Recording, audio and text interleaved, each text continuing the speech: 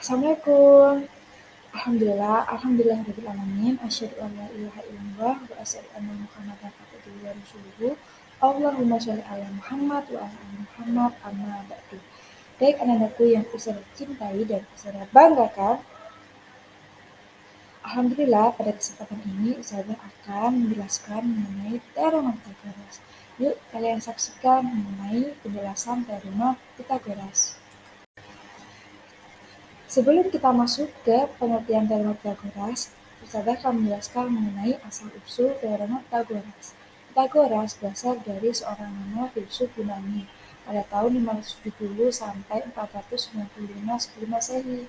Tapi sebenarnya, walaupun disebut Pythagoras, penemu pertamanya bukanlah filsuf ini, karena teorema Pythagoras ini sudah digunakan sebelumnya oleh bangsa Babilonia, Mesir, dan sekarang kita masuk ke materi teorema Pythagoras.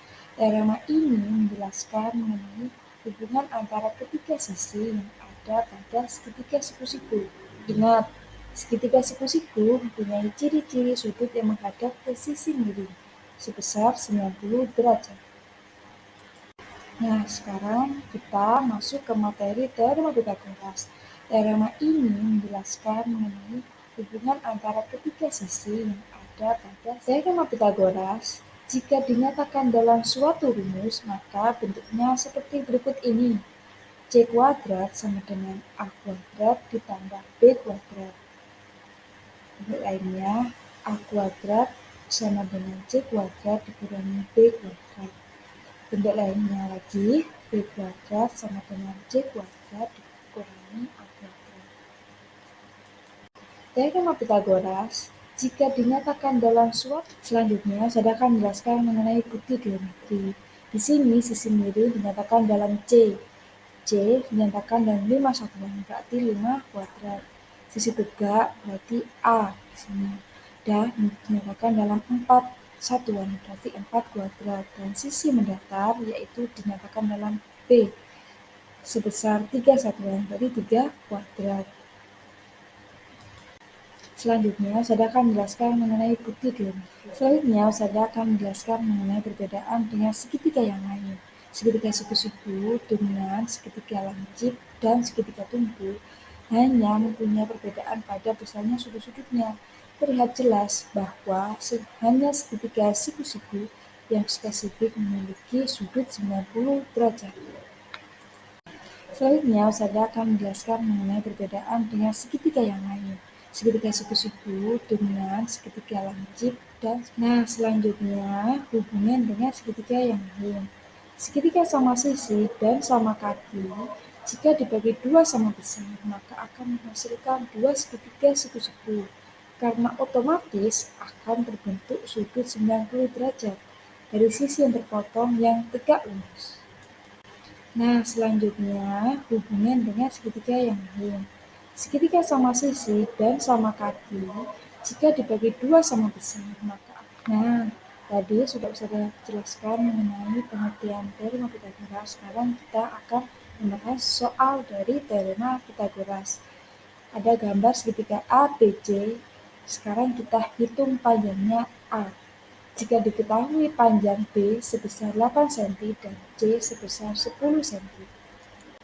Nah, tadi sudah saya jelaskan mengenai pengertian teorema Pythagoras. Sekarang kita akan membahas soal dari. Nah, jawabannya adalah panjang A dapat dihitung dengan rumus A kuadrat sama dengan C kuadrat dikurangi B kuadrat, di mana nilai C tadi adalah 10 dan nilai B tadi adalah 8. Berarti 10 kuadrat dikurangi 8 kuadrat menjadi 100 dikurangi 64. Untuk menghilangkan kuadrat tadi, kita akan mengakar 36 tadi. Jadi akar 36 sama dengan 6. Jadi panjang A adalah 6 cm. Nah, sekarang Ustazah kasih soal lagi ya. Hitung panjang A dan B jika diketahui panjang C sama dengan 16 cm dan tinggi segitiga sama dengan 15 cm. Nah, sekarang Ustazah kasih soal lagi ya.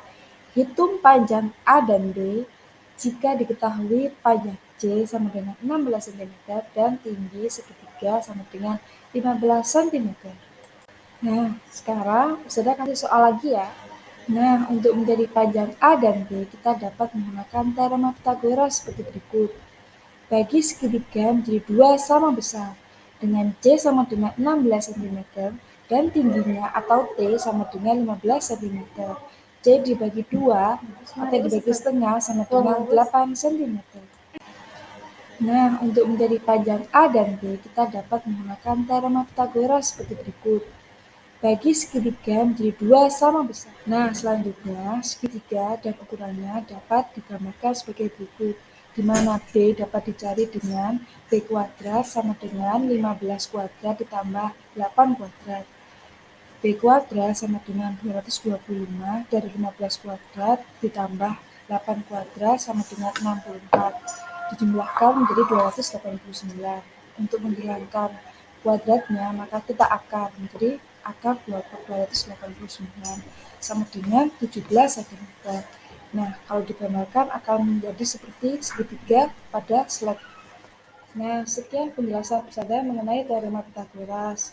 Menurut hadis, siapa yang menempuh jalan untuk mencari ilmu, maka Allah akan mudahkan baginya jalan menuju surga. HR Muslim. Saya akhiri. Wassalamualaikum warahmatullahi wabarakatuh. Nah, sekian penjelasan saya mengenai teorema Pythagoras. Menurut hadis, siapa yang menempuh jalan untuk mencari ilmu, maka Allah akan mudahkan baginya jalan menuju surga.